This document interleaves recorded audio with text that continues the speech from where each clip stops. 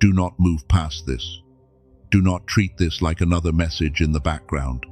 God is watching you right now, not to shame you, not to crush you, not to prove that you are unworthy, but because something sacred is standing close to the edge and heaven is interrupting you before it slips out of your hands. This is not the kind of message people ask for when they want comfort. You may have wanted a sign. You may have wanted peace. You may have wanted one soft word to tell you everything is fine. But sometimes mercy does not arrive as comfort, because sometimes mercy has to arrive as a warning. There is something you need to stop. You know that already. Your spirit knows. Your body knows. Even your silence knows. You may not have named it yet, but there is a pattern you keep returning to. And every time you return to it, the peace inside you grows thinner. God is not watching like an enemy. God is watching like a father who sees danger before the child sees it. He sees the step before the fall. He sees the door before the trap. He sees the hidden cost before your emotions convince you that nothing is wrong. You found this because something has been speaking to you quietly. Maybe it came as a heaviness. Maybe it came as a delay. Maybe it came as a strange lack of peace. And even when you tried to explain it away, a deeper part of you kept saying, "Pay attention. Listen carefully." The words "you are no longer chosen" are not the final sentence over your life. They are the feeling that rises when a chosen one steps out of alignment. They are the ache of a spirit that remembers closeness but now feels distance. You are not here to be told that God has thrown you away. You are here because God is still reaching. If you were finished, correction would not touch you like this. If heaven had stopped calling, this message would not feel personal before it even explains itself. That is why you must stay. Not because fear should control you, not because panic should lead you, but because there is a difference between being punished and being corrected, and many chosen ones confuse the two when God begins to pull them back from danger. You may have been asking why things feel strange lately. Something has shifted. The same room feels heavier. The same person feels different. The same choice no longer gives you peace. And what once felt easy now feels like you are forcing a door God did not open. This is the part you cannot ignore. God often warns before He removes. He whispers before He blocks. He stirs your spirit before He lets the consequence become visible. And if you keep calling every warning anxiety, you may miss the mercy hidden inside the discomfort. Chosen one, you have been protected more than you know. You have been stopped from paths that looked good. You have been delayed from things that looked urgent. You have been separated from people you thought you needed. And now heaven is asking whether you learned from the last rescue. There is something you keep touching that no longer carries peace. There is something you keep defending that keeps draining you. There is something you keep calling complicated. But deep inside, you know God already made it clear. You just did not like the answer. Do not run from that sentence. Sit with it. Let it reach the place you keep hiding. Because many times the issue is not that God has gone silent. It is that He already spoke, and you kept asking for another answer that would cost you less. This is why the warning feels strong. God gave you something sacred. He gave you discernment. He gave you sensitivity. He gave you favor. He gave you protection in moments when you did not even know danger was nearby. And what He gave you must be guarded. A gift can be delayed. A gift can be covered. A gift can become heavy in hands that keep choosing confusion. That does not mean God failed. It means alignment matters. It means what is sacred cannot be carried casually forever. You may think the danger is outside you.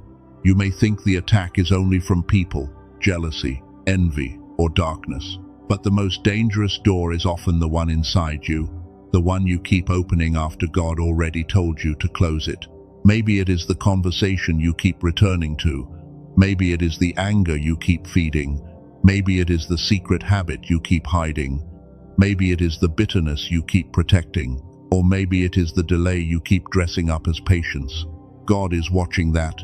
Not just the public version of you, not just the prayers people hear, not just the pain you explain well. He is watching the private agreement you keep making with the thing he already warned you about. You can fool people, you can sound spiritual, you can use the right words, you can even encourage others while your own spirit is bleeding. But heaven sees the place where your obedience has been bargaining with your fear. This is not condemnation. This is mercy with a firm voice. God is not trying to shame you for being weak. He is trying to stop you from becoming comfortable in the very thing that is weakening the gift He trusted you to carry. There is a reason peace has been harder to hold.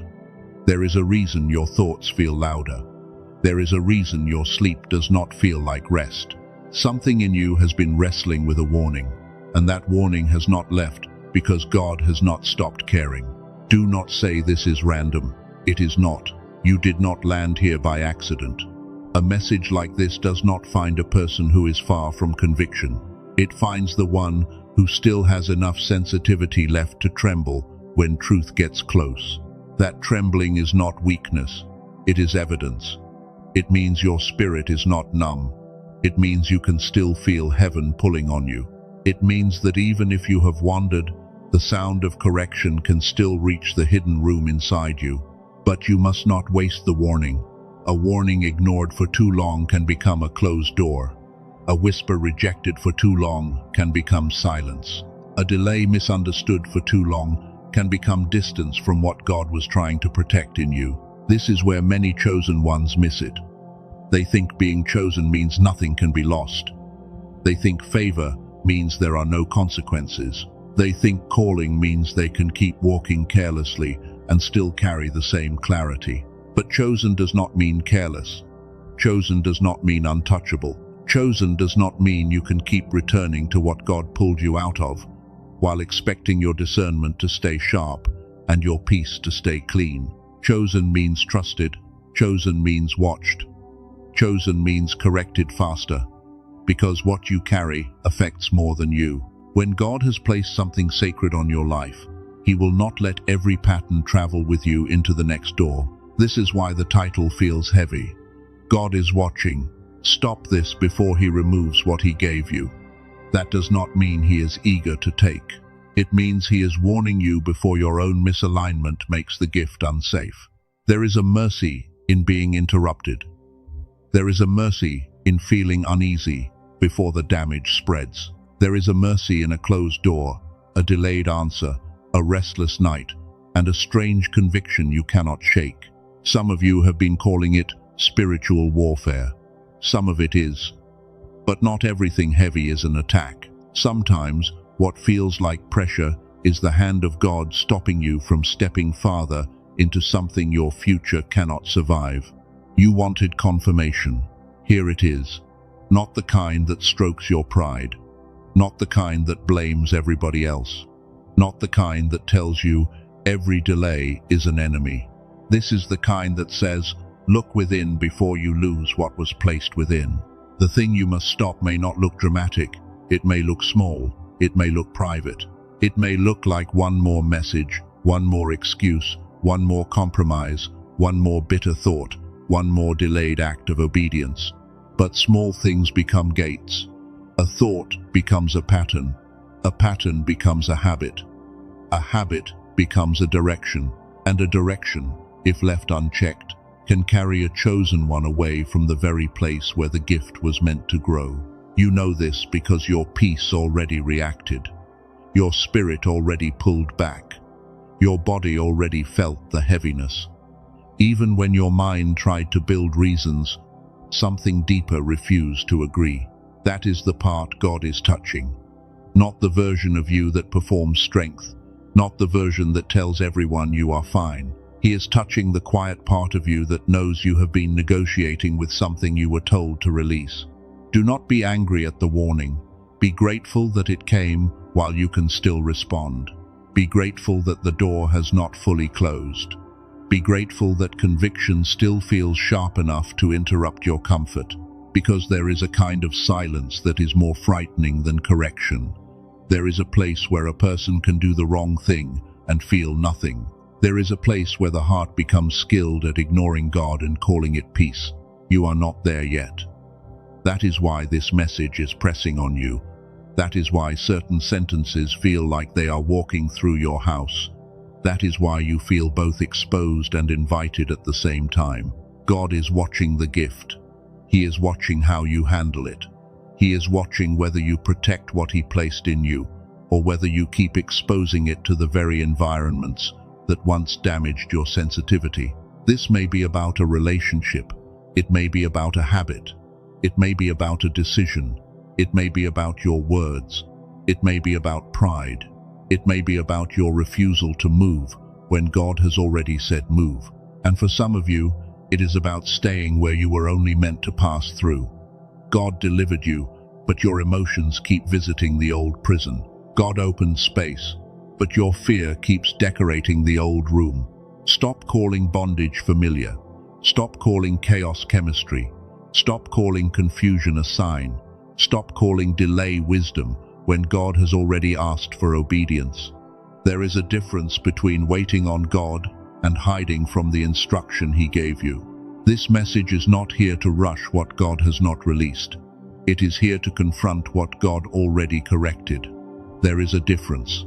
One requires patience, the other requires repentance, and your spirit knows which one this is. Maybe that is why you feel uneasy. You have been asking God to bless the next season, while avoiding the instruction that prepares you for it. You want the door to open, but you keep holding the thing that cannot enter with you. Heaven is not confused. God knows what He gave you. He knows the weight of your assignment. He knows the people connected to your obedience. And He knows what would happen if you carried an unhealed pattern into a holy opportunity. That is why some doors have not opened yet. Not because God forgot you, not because you are rejected, not because you are no longer loved, but because mercy sometimes delays access until the person carrying the gift is ready to carry it safely. You wanted the blessing quickly. God wanted the vessel clean. You wanted the answer loudly. God wanted your spirit quiet. You wanted the next thing now. God wanted you to stop dragging the last thing into a future it has no right to touch. Do not miss that. The delay may be protection. The discomfort may be direction. The closed door may be mercy. The silence may be an invitation to listen to the warning you have been trying to outrun. Chosen one, the enemy is not always trying to steal by force. Sometimes he waits for you to become careless. He waits for you to call a warning fear. He waits for you to treat a sacred gift like it will remain strong without stewardship. That is how gifts get covered. Not always through one massive fall. Sometimes through small compromises repeated in private. Sometimes through a heart that keeps saying later to the same God who keeps saying now. And heaven has been patient, more patient than you realize. God has warned through dreams. He has warned through delays. He has warned through sudden heaviness. He has warned through people leaving. He has warned through peace disappearing from what once felt safe. But there comes a point where a warning requires a response.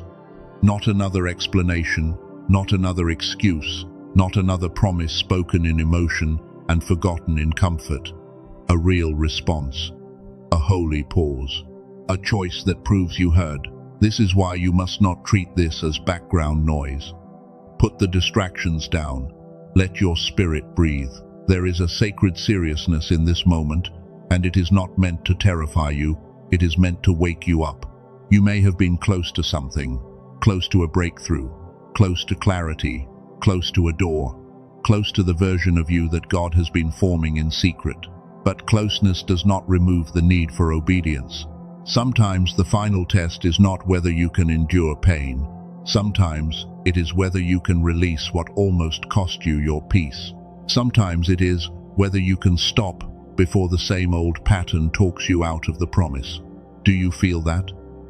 That quiet pressure inside. That is not meant to break you.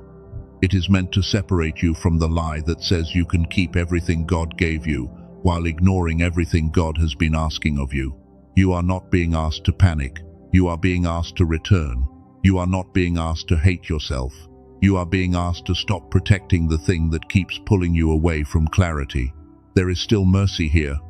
There is still time to listen. There is still room to turn. But do not confuse mercy with permission. Mercy gives you space to come back. It does not bless the thing that keeps taking you away. This is where the warning becomes personal. You have been asking for a new season, but God has been asking for a cleaner yes. You have been asking for more favor, but heaven has been pointing to the place where your obedience keeps leaking. More is not safe when the vessel keeps ignoring the crack. Do not despise the crack being shown. A hidden crack can waste what God pours. A visible crack can be healed before the next pour comes. That is why exposure is mercy when it comes from God, because He reveals what can still be restored before it becomes destruction. Some people around you may not understand this. They may tell you to relax. They may say you are overthinking. They may tell you that everyone makes mistakes. But not everyone is carrying what you are carrying, and not everyone is being corrected at the same depth. When God watches a chosen one, He watches the unseen motives too. He watches why you answered that message. He watches why you stayed in that place. He watches why you said yes when your spirit already said no. Nothing private is hidden from holy love. That should not make you run. It should make you honest. You do not have to perform before God. You do not have to pretend that you are stronger than you are. The fastest way back to alignment is not perfection. It is truth without excuses. Say it plainly inside your heart. God, I heard you. God, I felt the warning. God, I know where I have been resisting. You do not need fancy words when your spirit is finally honest, because surrender often begins with one simple sentence. There is a version of you that keeps trying to survive by control. That version wants to manage the warning. It wants to delay the decision. It wants to keep one foot in obedience and one foot in the thing that still feeds the old hunger. But God is too merciful to bless divided steps forever. He may let you feel the tension until you choose. He may let the door stay heavy until your hands release what cannot pass through it. He may let peace leave what you keep idolizing. This is not cruelty. This is protection.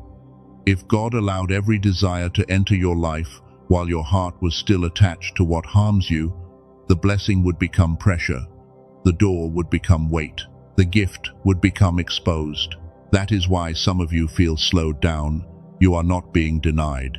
You are being prepared. But preparation does not only mean learning new things. Sometimes preparation means losing the appetite for the thing that once made disobedience feel exciting. You are being trained to recognize holy discomfort. Not every discomfort is fear. Not every delay is rejection. Not every closed door is attack. Sometimes discomfort is the hand of God separating your future from a pattern that would poison it. This is why you cannot ignore the small checks in your spirit, the quick pullback, the sudden heaviness, the quiet thought that says, "Not this," the strange peace that leaves before anything bad happens. Those are not small when God uses them to guard you. Many chosen ones want a loud sign because they ignored the quiet ones. They want thunder because they dismissed the whisper. They want a dream because they rejected the peace that left their chest. God does not owe a louder warning when the first one was clear. Still, He is merciful. He sends another interruption. He lets a sentence find you. He lets a message sound like your hidden prayer. He lets conviction rise again, not to humiliate you, but to show you that your sensitivity is not dead yet. So do not harden yourself right here. Do not say, "This is not for me." Do not rush to name someone else who needs it. The most dangerous listener is the one who feels conviction and immediately turns it into a message for another person. Let it hit you first. Let it wash the excuses. Let it uncover the bargain. Let it separate your fear from your obedience. Because the part of you that keeps resisting is not stronger than grace. But it must stop pretending that delay is harmless. You are standing before a holy choice. Not tomorrow, not someday, now. The next level of your life may not be waiting on more information. It may be waiting on the moment you finally stop what God has already marked.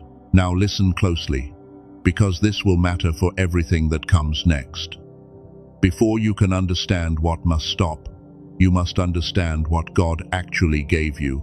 Many chosen ones protect the wrong thing because they misunderstand the gift. They protect access to people instead of protecting peace. They protect an image instead of protecting obedience. They protect pride instead of protecting sensitivity. They protect a plan instead of protecting the voice that was guiding the plan. And that is where the danger begins. When you protect what God is trying to remove, you expose what God is trying to develop. When you cling to what drains you, you leave the sacred thing inside you uncovered. That is why the next part is so important. You cannot guard what you cannot name. You cannot repent clearly if you do not know what is at risk. And you cannot stop the pattern until you realize the gift was never ordinary. So stay with this. Do not harden your heart. Do not scroll past conviction. The warning is not the end of your story. It is the doorway back to alignment. And if you listen now, what almost slipped away can still be guarded. Chosen one, before you can stop what God is warning you about, you must understand what He gave you. Because if you do not know the value of the gift, you will not understand the seriousness of the warning. You may think this is only about a door, a relationship, a position, or a blessing. But it is deeper than that. God did not only give you something outside of you, He placed something inside you. He gave you a sensitivity that many people around you do not carry. He gave you a way of knowing when something is off, even before the facts appear. And that kind of gift must be protected with holy care. You have felt it before. You walked into a room and sensed heaviness. You spoke to someone and your spirit pulled back. You looked at an opportunity that seemed perfect, but something inside you said, "Not yet." You could not explain it, but you knew. That was not random. That was not overthinking. That was not you being difficult. That was discernment. And when God gives a chosen one discernment, He is not giving them a decoration. He is giving them a form of protection before danger becomes visible. There were times when your life was spared by a feeling. You almost went somewhere, but something stopped you. You almost trusted someone, but your peace left first. You almost agreed to something, but your spirit became heavy. Later, you understood why. You were protected, you were covered, you were being led. And even when you did not have all the details, God was guiding you through the quiet pressure in your spirit. That is one of the gifts He gave you, but a gift like that can become dull. Not because God is weak, not because heaven changes its mind without reason, but because the more a person ignores holy warning, the harder it becomes for that person to recognize the next one. That is why this message matters. God is not only warning you about what you might lose, He is warning you about what may already be growing quiet inside you. The gift does not always disappear suddenly. Sometimes it fades under noise, compromise, pride, and repeated delay. You may still look chosen. You may still speak like you believe. You may still post the right words. You may still encourage others. But if the inner sensitivity is being covered, something sacred is already being affected. This is why you must not reduce what God gave you to material things. Yes, He can bless you with open doors. Yes, He can restore what was lost. Yes, He can provide in ways that shock people. But the deeper gift is not only what He puts in your hand, it is what He awakens in your spirit. He gave you awareness. He gave you timing. He gave you the ability to sense when a door is blessed and when a door is bait. He gave you the ability to feel when a person is sent and when a person is a distraction. You may not have called it that. You may have called it a strange feeling. You may have called it a thought. You may have called it your gut. But heaven was often speaking through the quiet place you kept dismissing. That is why the enemy works so hard to make you noisy. A noisy mind cannot hear small instructions clearly. A bitter heart cannot recognize gentle correction quickly. A distracted spirit can walk past a warning while searching for a louder sign. God gave you peace as a compass. Not comfort without challenge, not ease without growth, but a deep knowing that says, This path is clean. This step is right. This door has grace on it. And when that peace leaves, a chosen one must pay attention. Some of you ignored peace leaving. You stayed because the person looked familiar. You stayed because the opportunity looked impressive. You stayed because you did not want to start over. And now your spirit feels tired from holding what God never asked you to carry. The gift was not only discernment, it was protection. Think about the things that did not work out. Think about the people who left before they could destroy more. Think about the delay that made you angry, then later saved you from a heavier cost. You called it rejection at first. You called it loss. You called it unfair. But later, when the truth came out, you realized God had been standing between you and something you could not see. You were not being punished. You were being protected. Protection does not always feel like comfort when it begins. Sometimes protection feels like a closed door. Sometimes it feels like silence. Sometimes it feels like being removed from a place where your heart still wanted to stay. But heaven sees what attraction cannot see. God sees what loneliness cannot see. God sees what desire cannot see. He knows which connection would drain the gift. He knows which place would dull your spirit. He knows which yes would cost too much. That is why he stopped you before. That is why he blocked things you cried over. That is why some people could not stay, even though you begged God to let them remain. What looked like loss may have been a divine rescue. Chosen one, you have been rescued more times than you remember. You have been carried through seasons where your own decisions could have taken you lower. You have been covered while you were confused. You have been helped while you were still learning how to listen. But protection requires response. If God keeps pulling you away from something and you keep running back, there comes a moment when the warning changes tone. Not because God has stopped loving you, but because love becomes firm when danger keeps repeating. That is the place many chosen ones do not understand. They love the comfort of being protected, but they resist the responsibility of being corrected. They want God to block the enemy, but they do not want God to confront the door they keep opening. The gift also includes timing. This is one of the most misunderstood things in your life. God has not only been deciding what you receive, He has been guarding when you receive it. Timing is protection, and timing is part of the gift. There were things you wanted early that would have crushed you early. There were places you wanted before your character could carry the weight. There were relationships you wanted before your heart knew how to choose peace over intensity. God delayed you because He loved you. He slowed you because He saw what speed would do. He kept you hidden because exposure before maturity can turn a gift into a burden. And some of the silence you hated was actually shelter. You may have watched others move faster. You may have wondered why they seemed to receive more quickly. You may have asked why your process felt so long. But God was not punishing you with time.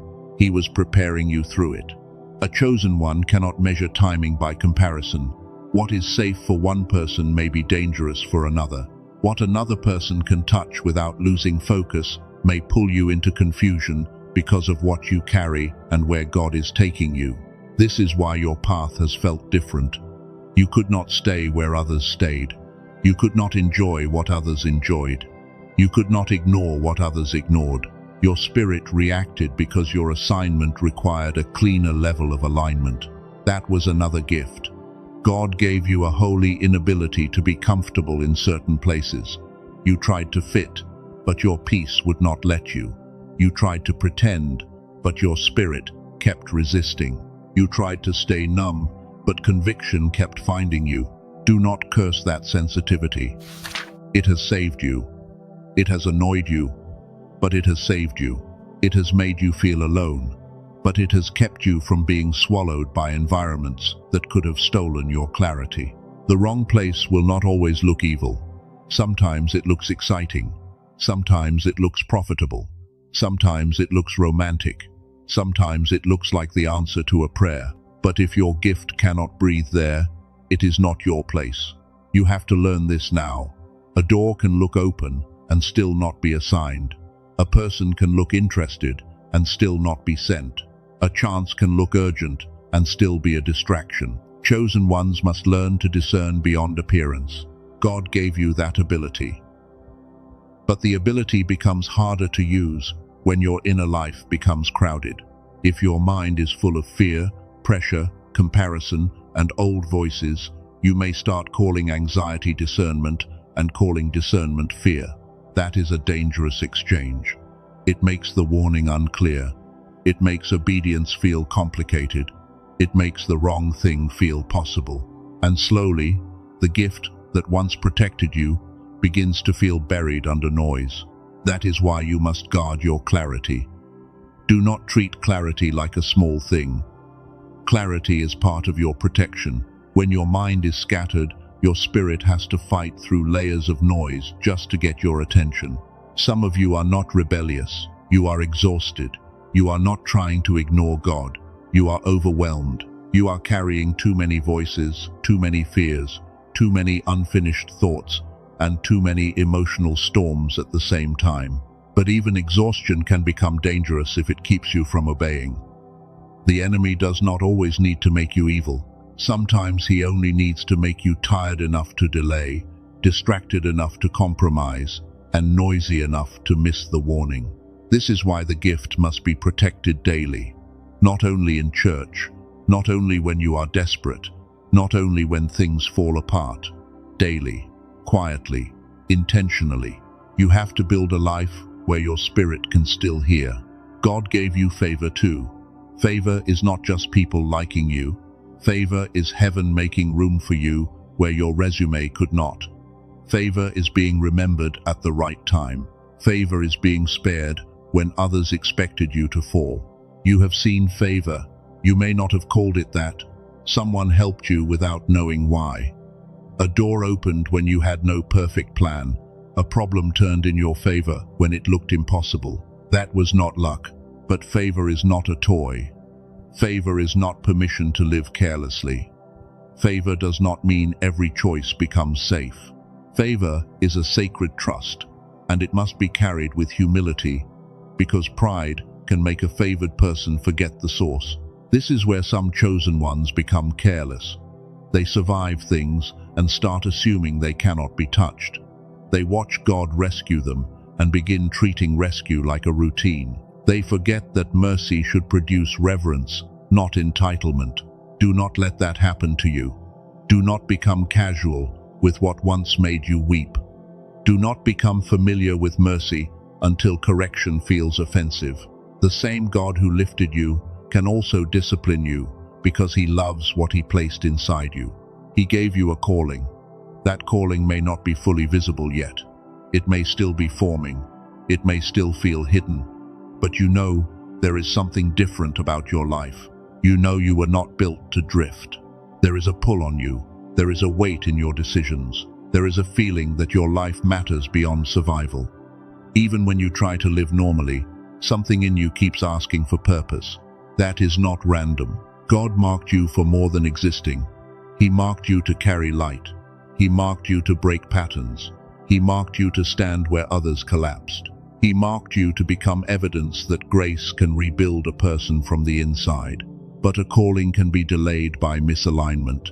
It can be slowed by repeated compromise. It can be covered by fear. It can be distorted by pride. The calling remains real, but the vessel must be prepared to carry it. That is why this warning is not small. God is not only correcting a habit, he is protecting a future. He is protecting people connected to your obedience. He is protecting the version of you that must be formed before the next door opens. You may think your private choices affect only you. They do not. What you agree with in private shapes what you carry in public. What you tolerate in secret influences what you release in the open. A hidden compromise can leak into a visible assignment. That is why heaven cares about the small things. The words you speak when you are frustrated. The thoughts you entertain when you are alone. The message you answer when you know you should not. The bitterness you rehearse until it feels justified. God watches all of it. Again, not to destroy you, to protect you. He knows where small agreements lead. He knows how a quiet compromise becomes a deep attachment. He knows how a repeated excuse can become a spiritual blind spot. The gift you were trusted with needs a clean environment. Discernment needs honesty. Peace needs obedience. Favor needs humility. Protection needs cooperation. Calling needs surrender. You cannot keep feeding the old pattern and expect the sacred thing to stay uncovered. This is where you need to be honest. What have you been letting near the gift? Who has access to your mind? What voices do you keep replaying? What environment leaves you drained every time, but you keep returning because it feels familiar? Do not answer quickly. Let the question sit. A chosen one must learn to examine access. Not everyone deserves access to your peace. Not every conversation deserves entry into your mind. Not every emotional pull deserves your obedience. Some of you have been too available to what drains you. You answer too quickly. You explain too much. You reopen too many doors. You keep letting old people touch the new thing God is building in you. Then you wonder why your clarity feels cloudy. You wonder why prayer feels heavy. You wonder why your spirit feels crowded. But if you keep giving access to confusion, confusion will keep speaking louder than conviction. The gift God gave you is not meant to be handled by everyone. Some things must be hidden while they grow. Some instructions must be guarded until they mature. Some dreams must be kept away from mouths that know how to poison hope. Remember what happened before. You told the wrong person too early. You opened your heart to someone who did not honor it. You let a jealous voice speak into a sacred seed. Then you felt the weight of exposure. God was teaching you stewardship. Not secrecy out of fear, not isolation out of pride. Stewardship, the ability to know what to share, when to share it, and who has enough reverence to stand near what God is forming. That is part of the gift too. Wisdom. Not just knowing that something is wrong, but knowing how to move rightly when you sense it. Not just seeing danger, but having the courage to obey before the danger proves itself. Many chosen ones want proof before obedience. They want the person to betray them fully before they leave. They want the situation to collapse before they admit God warned them. They want pain to become undeniable before they stop defending what drained them. But discernment is given, so you do not always need the wound to teach you. You do not need every snake to bite before you believe it is unsafe. You do not need every door to crush you before you admit peace was missing. If God has to keep proving what he already showed you, the issue is not lack of signs, the issue is resistance. And resistance can make a gifted person look confused when the truth is actually clear. Chosen one, what did God show you that you keep unseeing?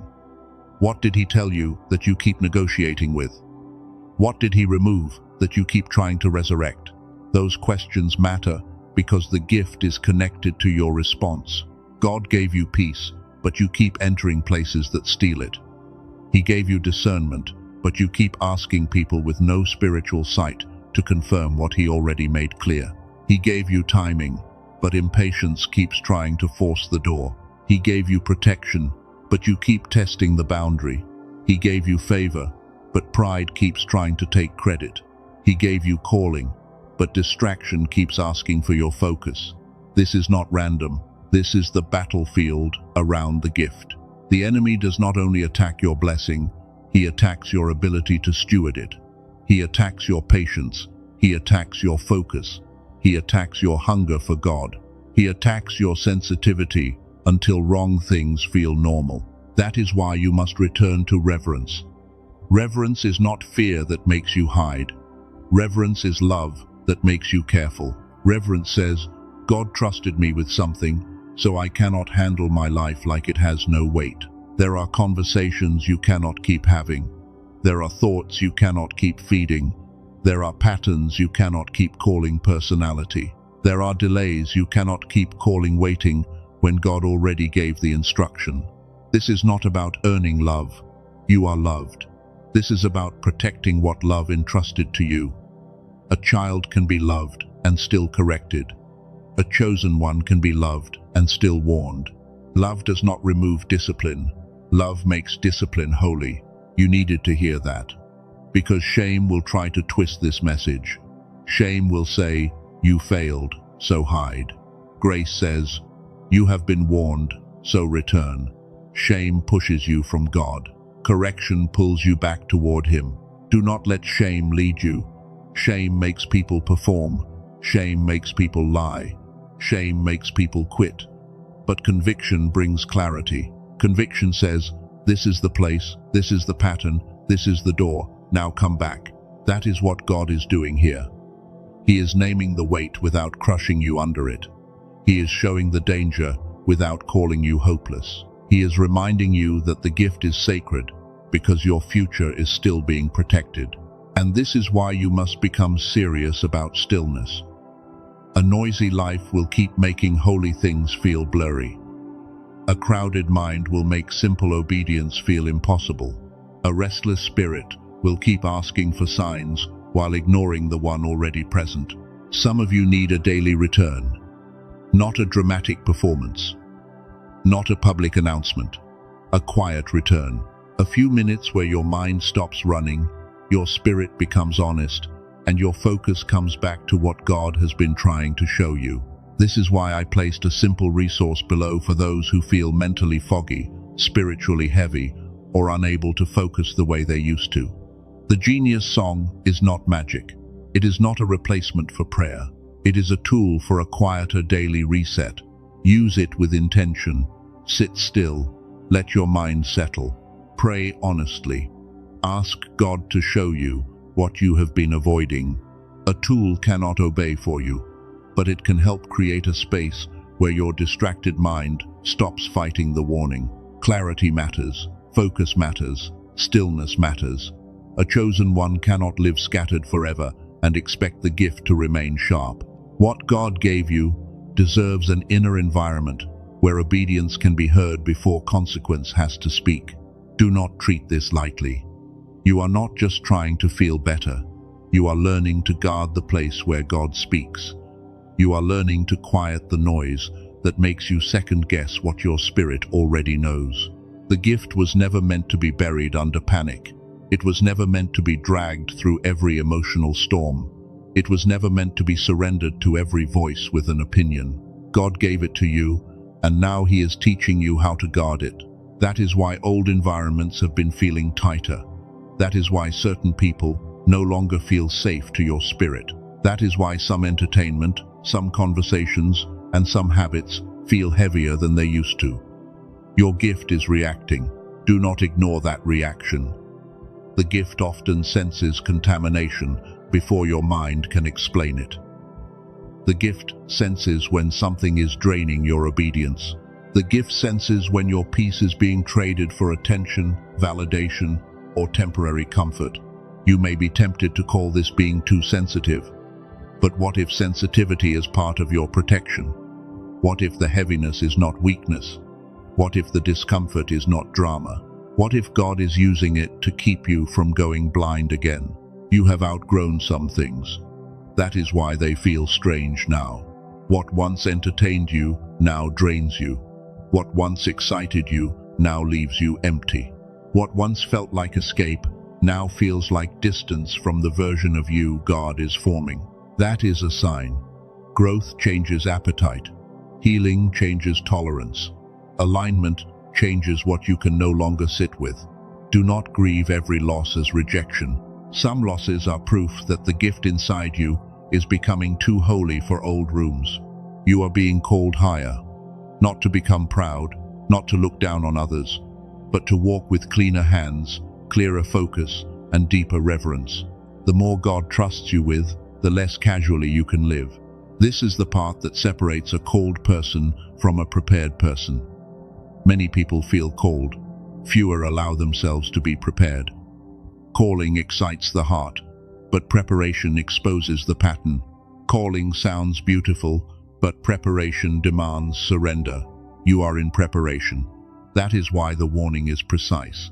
That is why small compromises feel big. That is why certain things no longer work. God is not being cruel. He is making the vessel match the weight of what He gave.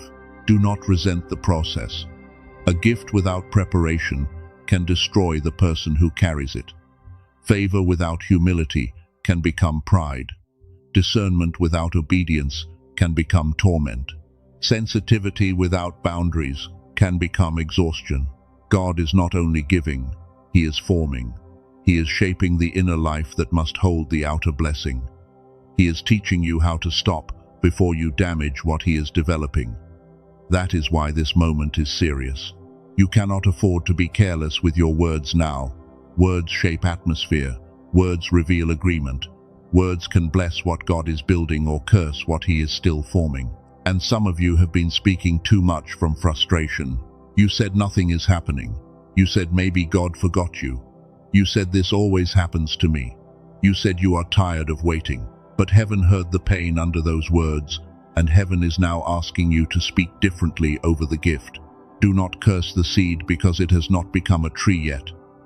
Do not call the delay death when it may be development. Do not call the silence absence when God may be working deeper than your emotions can track. Protect the gift with your mouth. Protect it with your choices. Protect it with your environment. Protect it with your attention. What you keep feeding will grow. What you keep agreeing with will shape you. If you feed fear, fear will interpret everything. If you feed bitterness, bitterness will explain everyone. If you feed faith, faith will help you stay steady while God works. And if you feed obedience, the gift will have room to breathe again. There is a reason you are hearing this now. God is not showing you the gift to flatter you. He is showing you the gift so you understand the cost of mishandling it. You cannot guard what you think is ordinary. Your discernment is not ordinary. Your peace is not ordinary. Your timing is not ordinary. Your protection is not ordinary. Your calling is not ordinary. The way God keeps interrupting you is not ordinary. So stop treating yourself like you can live in constant spiritual clutter and still hear clearly. Stop treating your peace like it can be spent on anyone. Stop treating your sensitivity like an inconvenience. It may be one of the main ways God has kept you alive. Think of the times you were pulled back. Think of the warnings that came before exposure. Think of the closed doors that later made sense. Think of the people God removed before they could reach the deepest part of you. That was the gift at work. That was protection moving quietly. That was mercy stepping ahead of your understanding. And if God did all of that before, why would you ignore Him now when the warning is coming again? This time, do not make Him repeat it through pain. Do not wait until the thing collapses. Do not wait until peace is completely gone. Do not wait until numbness feels normal. Respond while your spirit can still feel, because the next part is where the message becomes sharper. Now that you understand the gift, you must face what has been putting it at risk. And this is the part most chosen ones avoid, because the thing God is telling you to stop does not always look like open rebellion. Sometimes it looks like delay. Sometimes it looks like protecting your feelings. Sometimes it looks like keeping one small door open. Sometimes it looks like calling confusion wisdom, because you are afraid of the clear instruction. But heaven is not confused. God knows what He gave you. God knows what is draining it. God knows what is dulling your discernment. God knows what is making your peace harder to hold. And He is bringing you to the place where excuses must end. So breathe. Stay honest. Do not run from the next part. If God is showing you what He gave, it is because He is about to show you what must stop. And if you receive the correction now, the gift can still be guarded before distance becomes damage. Chosen one. Now the warning becomes clear. God is not only asking you to feel convicted, He is asking you to stop. Not later. Not after one more sign. Not after the pain proves itself. The thing heaven has been touching is the pattern you keep returning to after the warning already came. This is not about one small mistake. This is about repeated agreement. You heard the inner check, then moved around it. You felt peace leave, then explained it away. You sensed the danger, but your desire kept asking for another version of the answer. That is the first thing heaven is telling you to stop. Stop ignoring repeated warnings. Stop calling conviction anxiety just because obedience feels uncomfortable. Stop asking God to speak again when He already made the first instruction clear enough for your spirit to understand. You wanted another confirmation, but sometimes another confirmation is not faith. Sometimes it is resistance dressed as caution. You were not always waiting on God. Some of you were waiting for permission to disobey without feeling the weight of it. You know how it happens. First, you feel the check. Then you question it. Then you ask someone else. Then you search for a softer answer. And when you finally find a voice that agrees with what your flesh wanted, you call that peace. But agreement is not always peace. Relief is not always peace. Excitement is not always peace. Sometimes you feel better because you found someone who helped you silence conviction, but that does not mean heaven changed the instruction. This is where many chosen ones become vulnerable. They do not reject God loudly. They delay Him quietly. They do not say no with their mouth. They say later with their choices, and that later becomes a hidden no over time. Stop delaying what God made clear. If He told you to release it, stop asking why it still feels hard. If He told you to step back, stop calling attachment compassion. If He told you to move, stop calling fear wisdom. The second thing heaven is telling you to stop is returning to what God delivered you from. You may not call it returning. You may call it checking in. You may call it closure. You may call it being mature. But your spirit knows when a door is old. God pulled you out once. Maybe He pulled you out slowly. Maybe He pulled you out through pain. Maybe He pulled you out through exposure. Maybe He had to let something fall apart because you would not leave while it still looked usable. And now the same thing is trying to call you back. It may be a person, it may be a place, it may be a habit, it may be a mindset. It may be a version of yourself that knew how to survive, but never knew how to surrender. Do not romanticize the prison because it is familiar. Do not call bondage comfort because you know its smell. Do not call chaos chemistry because it still makes your emotions move. What God delivered you from should not become your secret shelter again.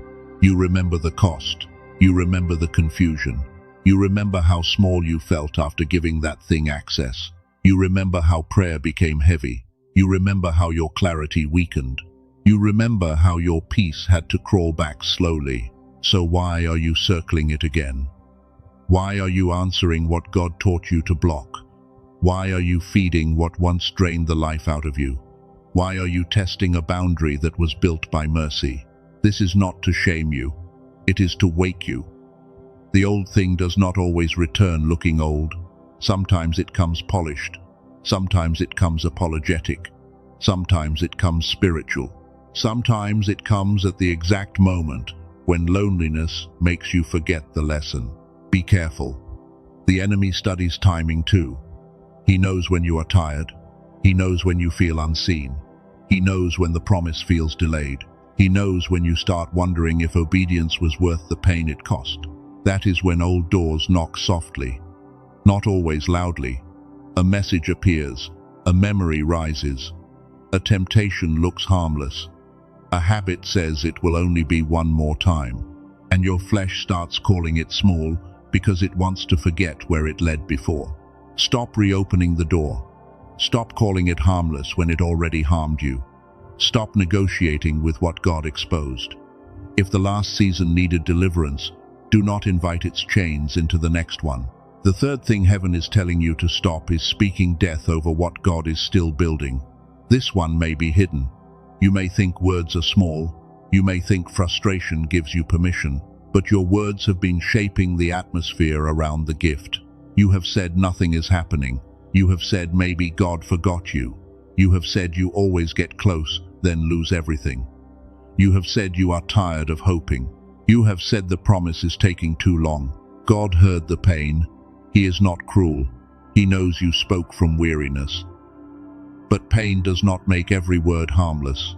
A wounded mouth can still curse a living seed, and a chosen one must learn to speak with reverence in hidden seasons. Do not curse the process because you cannot see the progress. Do not call the delay failure. Do not call the silence absence. Do not call the seed dead while God is still working beneath the soil. Some of you have been using your mouth against your own assignment. You bless others, then curse your future. You encourage people in public, then speak despair in private. You say God can do anything, then call your own life impossible. Stop splitting your agreement. Your spirit cannot keep receiving hope while your mouth keeps feeding defeat. Your gift needs an atmosphere of faith, not fake happiness, not denial, but faith that refuses to call unfinished things abandoned. There is a difference between honesty and agreement with despair. You can tell God you are tired. You can tell him you are confused. You can weep before him without pretending. But do not build a home inside the sentence that says nothing will change. Heaven is listening. Not because God is waiting to punish every tired word, but because your words reveal what you have started believing. And if your words keep agreeing with loss, your heart will begin to expect loss as its normal portion. Stop declaring defeat over a season that is still being formed. Stop telling your gift it is too late. Stop telling your calling it will never open. Stop telling your peace it cannot return. Life and death still move through the tongue. The fourth thing heaven is telling you to stop is letting bitterness replace obedience. This one is serious. Bitterness can sound wise. It can sound protective. It can sound like boundaries. But bitterness is not holy protection. It is a slow poison with religious language. You were hurt. That is real. Someone may have betrayed you. Someone may have used you. Someone may have mocked what God was doing in you. Heaven saw it. God did not miss one tear, one insult, one secret wound, or one lonely night. But pain does not become your leader. Pain can explain why you limp, but it cannot be allowed to choose your direction forever. If bitterness starts leading, obedience becomes selective, and your heart only follows God where it does not feel exposed.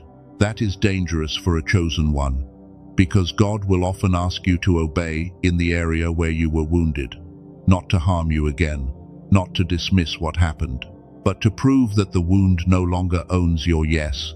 Maybe God is asking you to forgive, not to trust them again, not to pretend it was fine, not to reopen access.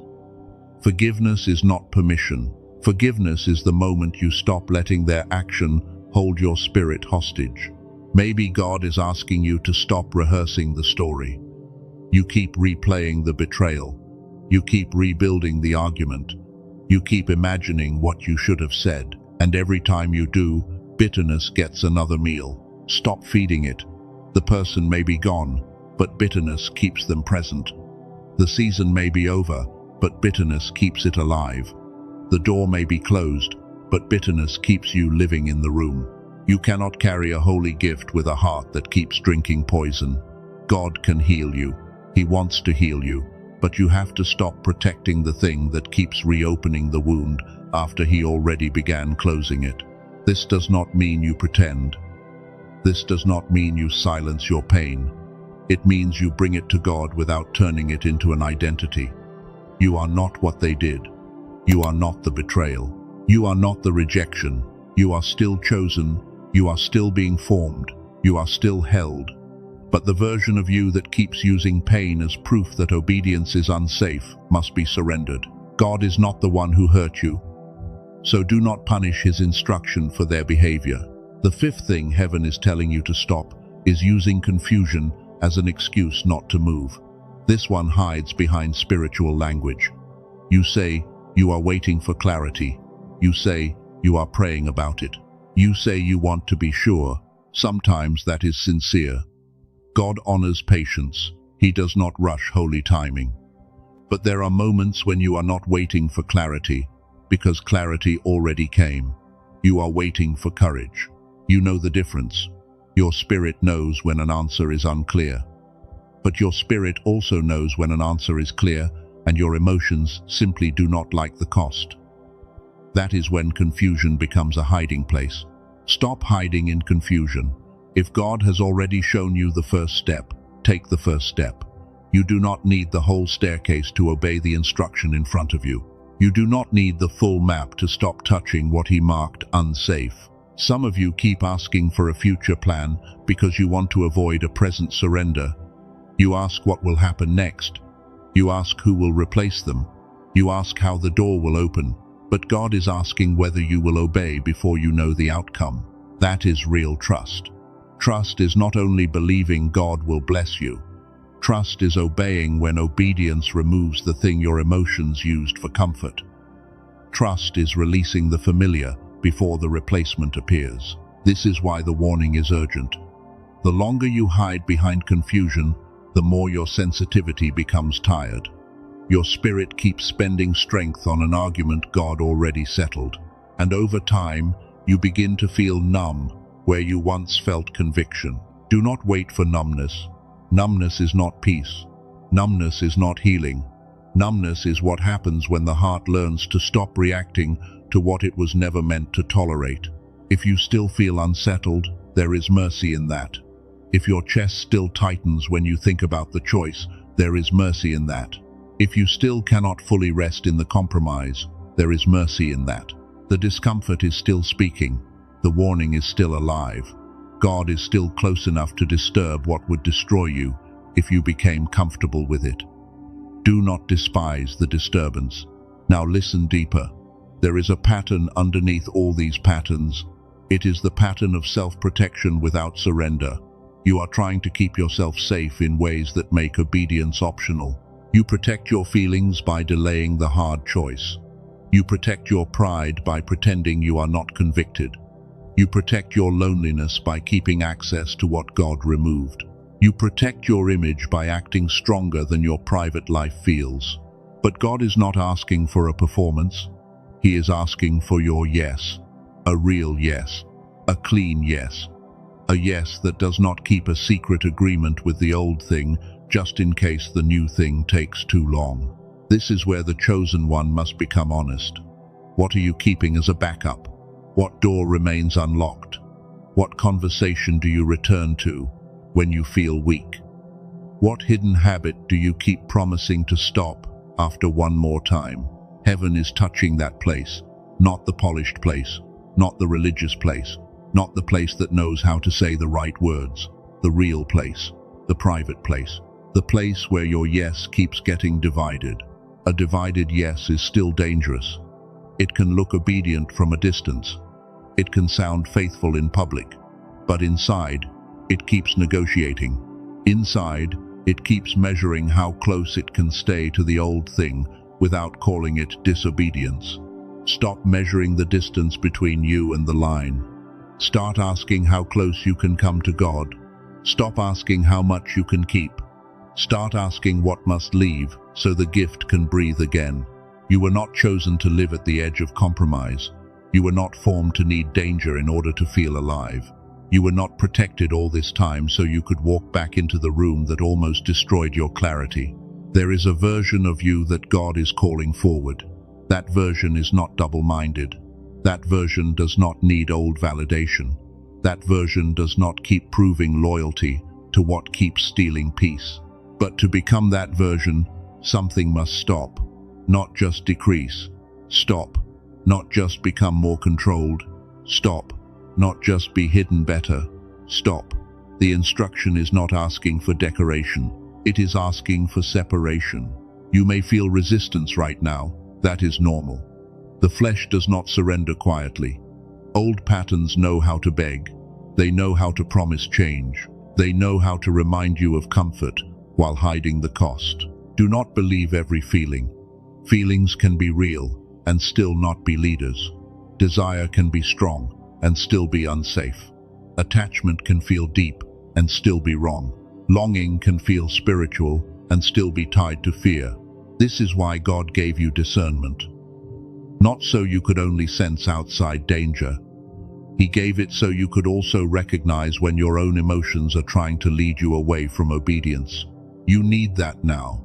You need the courage to say, I feel this, but I will not follow it. You need the humility to say, I want this, but I will not make it my God. You need the strength to say, God already warned me. Do not make an idol out of what God used for a season. Do not make an idol out of the person who made you feel seen. Do not make an idol out of the plan that made you feel safe. If God says release it, holding it becomes worship in the wrong direction. That is not easy. But chosen ones do not grow through easy alone. They grow through surrender. They grow when the private yes becomes stronger than the public image. They grow when the hidden obedience costs something real, and heaven sees that cost. God sees the message you do not answer. He sees the place you do not return to. He sees the apology you give without needing control. He sees the thought you refuse to feed. He sees the door you finally close. Nothing obedient is wasted. Even when no one claps, heaven records it. Even when the old hunger screams, grace strengthens you. Even when your emotions shake, your spirit becomes cleaner every time your yes chooses God again. This is how the gift becomes guarded. Not by dramatic speeches, not by telling everyone what you are changing, not by performing holiness. The gift is guarded when the private life begins to agree with the public calling. You cannot keep asking God to increase what you refuse to protect. You cannot ask for greater favor while keeping old agreements alive. You cannot ask for deeper discernment while ignoring the discernment He already gave. This is not because God is stingy, it is because He is wise. He knows that increase without alignment can become pressure. He knows that visibility without purity can become danger. He knows that blessing in the wrong inner condition can expose the crack. So He corrects. He slows. He presses. He interrupts. He sends a message that feels too exact to ignore. And He says, stop this, not because He wants less for you, but because He is protecting more than you can see. Some of you are waiting for God to remove the desire. But sometimes obedience comes before the desire leaves. Sometimes you close the door while part of you still wants it. Sometimes you block the number while your emotions still shake. That does not mean your obedience is fake. It means your spirit is leading your emotions back into order. You do not need to feel fully free before you make a free choice. The first act of freedom may happen while the old chain still makes noise. Move anyway. Release anyway. Stop anyway. Turn anyway. The feeling may not vanish in one moment, but the authority of that thing weakens every time you refuse to bow to it.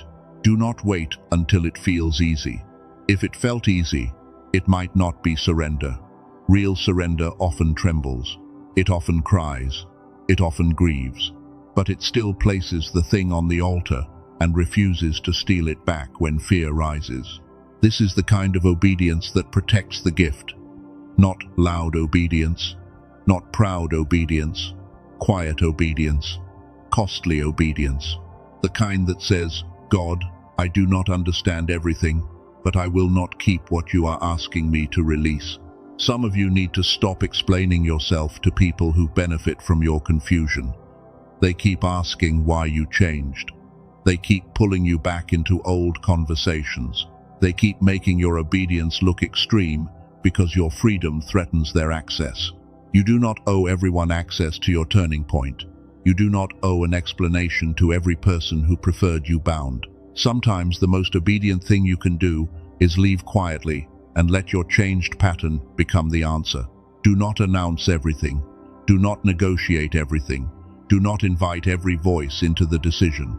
If God has spoken clearly, too many conversations can become a trap. They can water down the conviction until it feels optional again. That is why you must guard this moment. The instruction is still fresh. The conviction is still alive. Do not run to a voice that will help you escape it. Stay with God long enough for obedience to become stronger than impulse. This is also why your mind must become quiet. A loud mind will keep creating loopholes. It will keep asking what if. It will keep rehearsing fear. It will keep searching for exceptions until the clear instruction feels tangled again.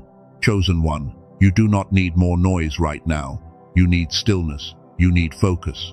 You need the kind of inner quiet where your spirit can admit what it knows without being shouted down by panic, desire, or old voices. This is not a side issue. It is part of the battle. If your mind stays scattered, obedience will always feel harder than compromise. If your inner life stays crowded, the warning will keep getting buried under emotional traffic. That is why clarity must become part of your discipline. Guard what enters your ears. Guard what repeats in your mind. Guard what you watch when you are weak. Guard the songs, voices, stories, and memories that pull you back into agreement with the old version. You cannot feed confusion all day, then expect clear obedience at night. You cannot entertain the old appetite, then wonder why surrender feels heavy. You cannot keep giving your attention to what tempts you and call the struggle mysterious. Attention is a gate. What you keep looking at keeps speaking.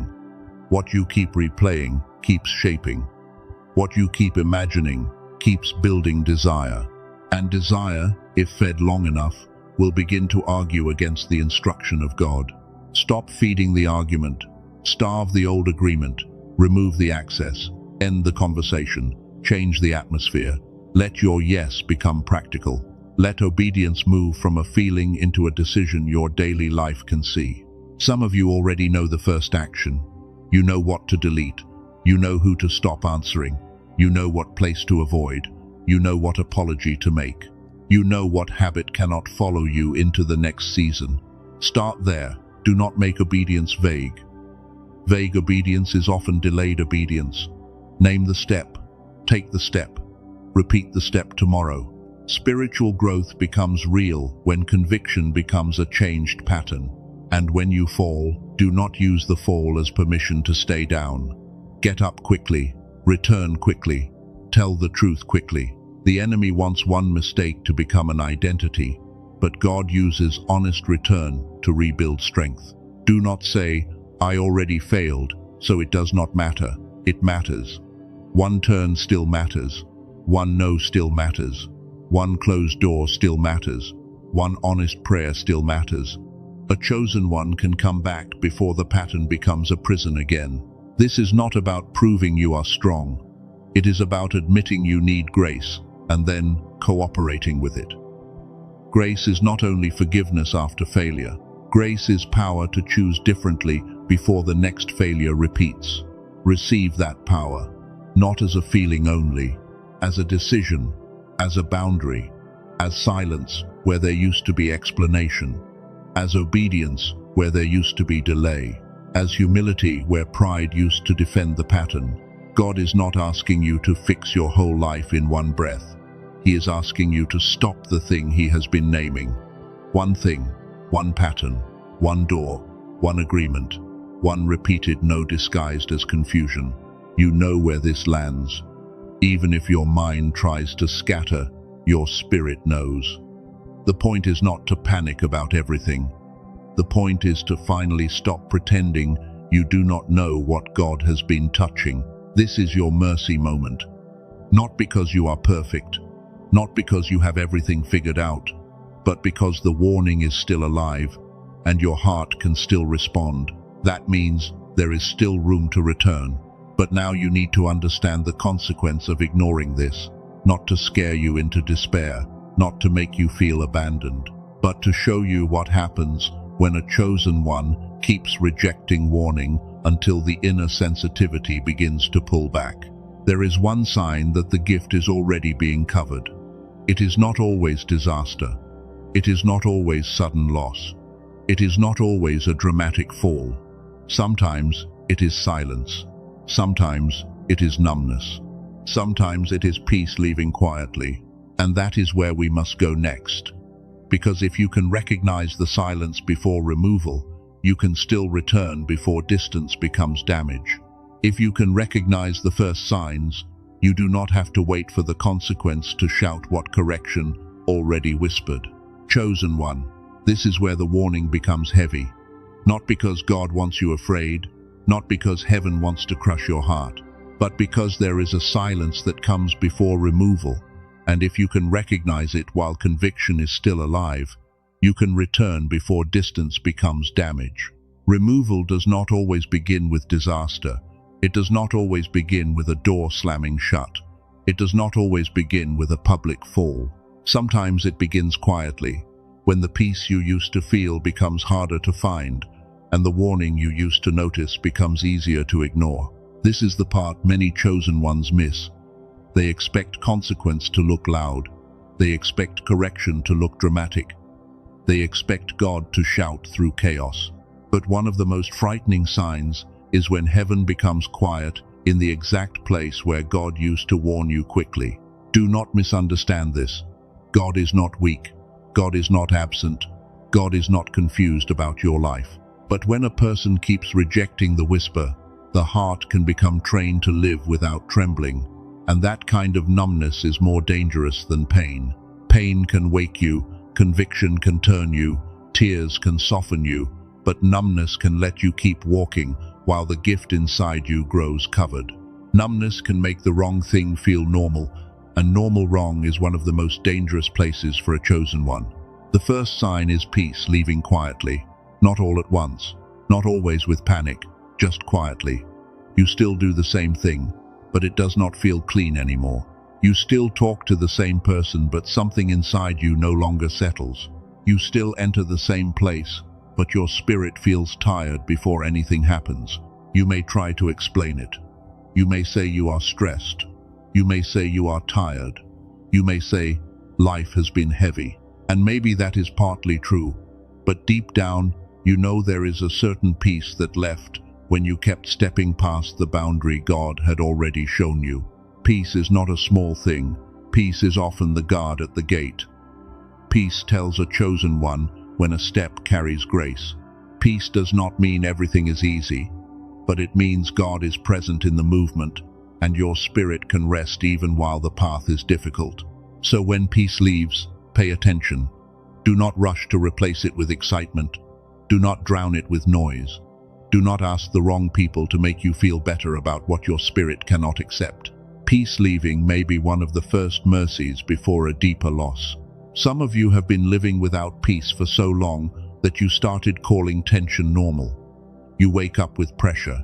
You move through the day with heaviness. You smile, but your inner life feels crowded. And even in quiet moments, your soul cannot fully sit down. That is not something to ignore. God may be showing you that something has entered your life that your spirit cannot carry. Maybe it is access. Maybe it is a habit. Maybe it is a secret agreement. Maybe it is the old pattern you keep protecting because it still gives your emotions a temporary place to hide. The second sign is prayer feeling blocked. You still pray. You still speak words. You still ask for guidance. But something feels different. The closeness you remember feels covered. And when you sit before God, your mind runs in circles instead of settling into surrender. This does not always mean God is far. Sometimes it means you are avoiding the answer He already gave. You can ask for direction every day, but if the first instruction remains ignored, your next prayer may feel heavy because obedience is waiting at the door. Many chosen ones keep asking God to speak while stepping around what He already said. They want fresh revelation, but they have not obeyed the clear correction. They want new comfort, but they are still holding the thing that made comfort hard to receive. That is why prayer can feel blocked. Not because God stopped loving you, not because He closed His heart, but because prayer is not only talking, prayer is also returning. And the part of you that refuses to return will often feel exposed in the presence of God. Do not run from that exposure. It is mercy. When prayer feels heavy, do not immediately assume heaven is empty. Ask what you are carrying into prayer. Ask what you keep defending. Ask what instruction you have delayed so long that silence now feels like distance. The third sign is confusion, increasing around things that used to be clear. You used to know when something was wrong. You used to sense the pull quickly. You used to feel the check in your spirit. But now you overthink everything, and the clear thing feels tangled. This can happen when warnings are ignored too long. Discernment does not disappear because God is powerless. It becomes covered when the heart keeps training itself to argue against what it knows. Every ignored warning adds another layer of noise. Then you start calling every choice complicated. You say you do not know what to do. You say you need another sign. You say the situation is not simple. But sometimes the situation is simple, and the attachment is complicated. That sentence may hurt. Let it hurt in the right place. Some of your confusion is not confusion. It is grief. It is fear. It is the pain of knowing what obedience requires, while still loving what obedience will cost you. God is not mocking that pain. He understands it. He knows surrender can feel like loss before it becomes freedom. But He will not let you call confusion what is really a divided heart forever, because the gift cannot stay sharp inside. Constant inner argument. The fourth sign is wrong people returning at the moment you are weakest. Pay attention to timing. Old voices often return when your faith is tired. Old doors knock when the promise feels delayed. Old temptations appear when loneliness starts speaking louder than wisdom. That is not always random. The enemy knows when you are hungry for comfort. He knows when obedience feels expensive. He knows when you start wondering if God forgot you. And he often sends a familiar voice to make the old prison feel like shelter again. It may sound harmless.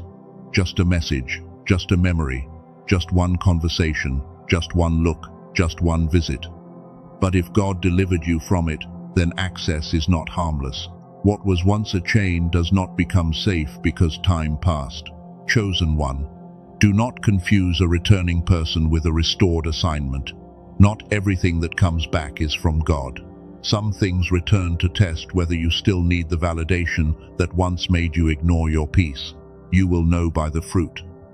Does it pull you into clarity or confusion? Does it strengthen obedience or weaken it? Does it honor your peace or demand access to it? Does it make your spirit breathe, or does it make your old self feel alive again? Be honest. Some things return because they sense you are close to change. Some people come back when they can no longer control the new version of you from a distance.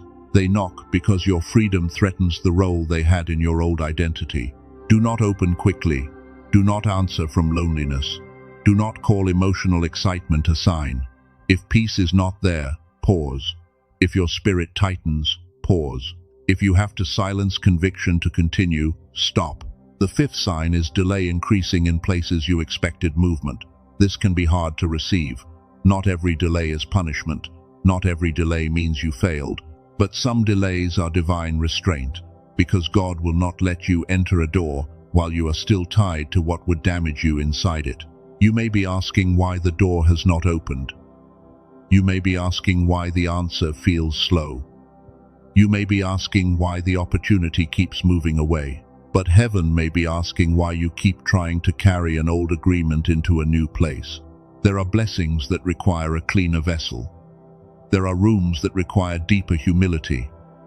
There are assignments that require a stronger private life. God may delay access because He loves you too much to let visibility expose what secrecy has not surrendered. This is protection. It may not feel like it. It may feel frustrating. It may feel unfair. But if God opened the door before your obedience was aligned, the pressure of the new place could magnify the crack you refuse to address. Do not despise divine restraint.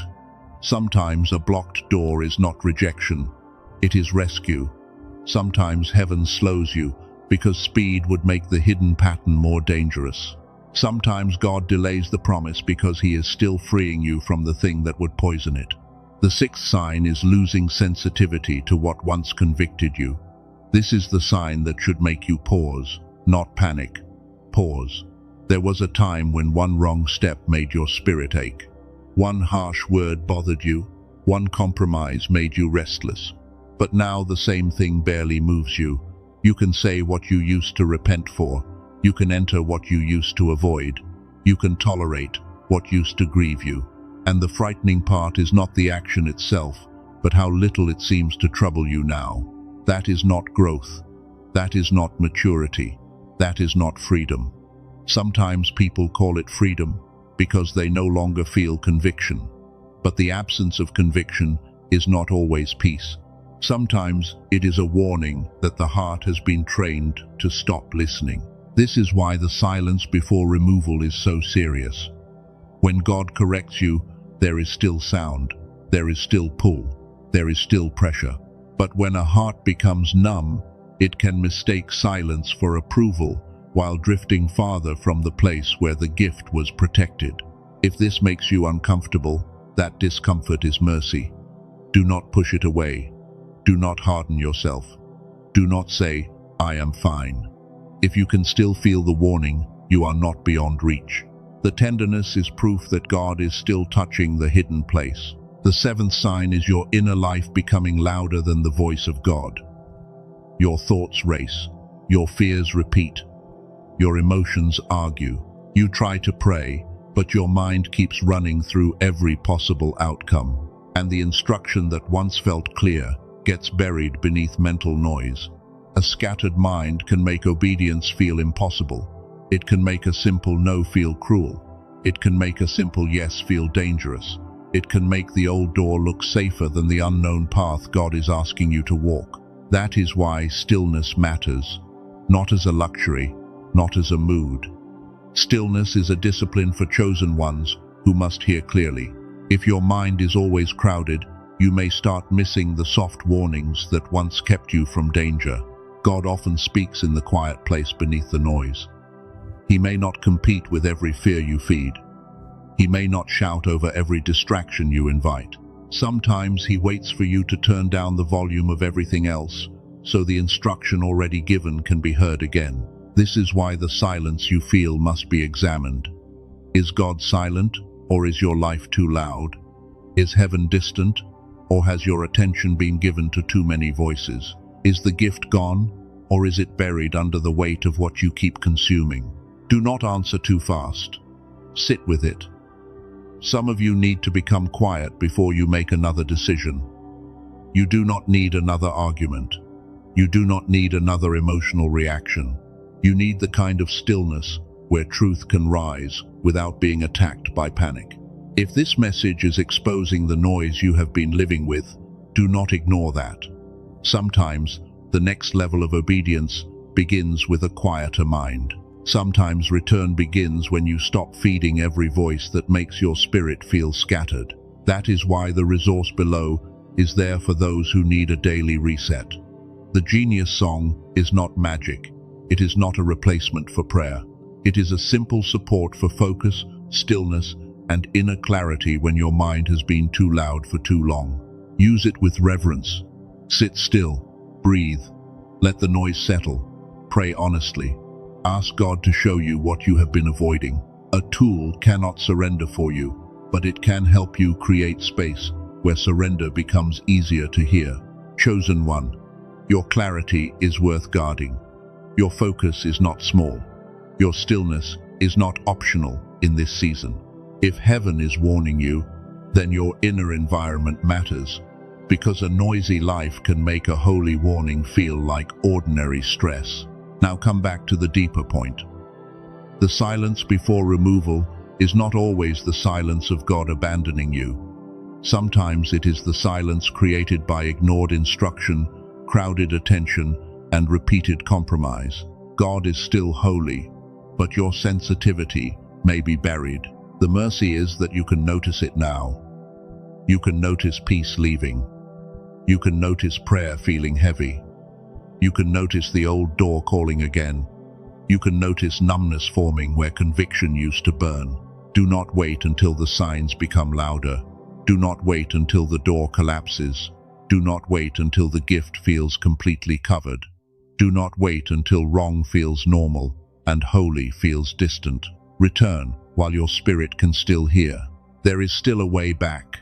That is the hope inside this warning. If God wanted to destroy you, He would not be calling you to notice. If heaven were finished with you, conviction would not be reaching into the private places of your heart. Correction is proof of care. Discomfort is proof that something in you still belongs to God. The ache you feel right now is not the sound of rejection. It is the sound of mercy pressing against the door you almost closed from the inside. Maybe you feel exposed. That is okay. Let truth expose what grace wants to heal. Maybe you feel afraid. Bring the fear to God. Maybe you feel ashamed. Do not let shame become your leader, because shame makes people hide from the very place where restoration begins. God is not asking you to run away from Him. He is asking you to come closer without the thing you keep defending. He is not saying you are finished. He is saying the pattern must not continue into the next season. There is a difference. Finished means no path forward. Correction means return here. Finished means heaven has closed the matter. Correction means God is still giving instruction. Finished leaves you numb. Correction makes you tremble and turn. So if you are trembling, turn. If you are convicted, turn. If you are uncomfortable, turn. If your peace has been missing, turn. If prayer feels blocked, turn. Do not analyze the warning until you have obeyed the path that is clear. Some of you want to understand everything first, but obedience often brings understanding after the step. You may not know how God will restore the peace. You may not know what comes after the release. You may not know who stays or who goes. Move with the light you have. The next right step is enough. Close the door. Stop the conversation. Release the habit. Tell the truth. Apologize where you need to. Remove the access.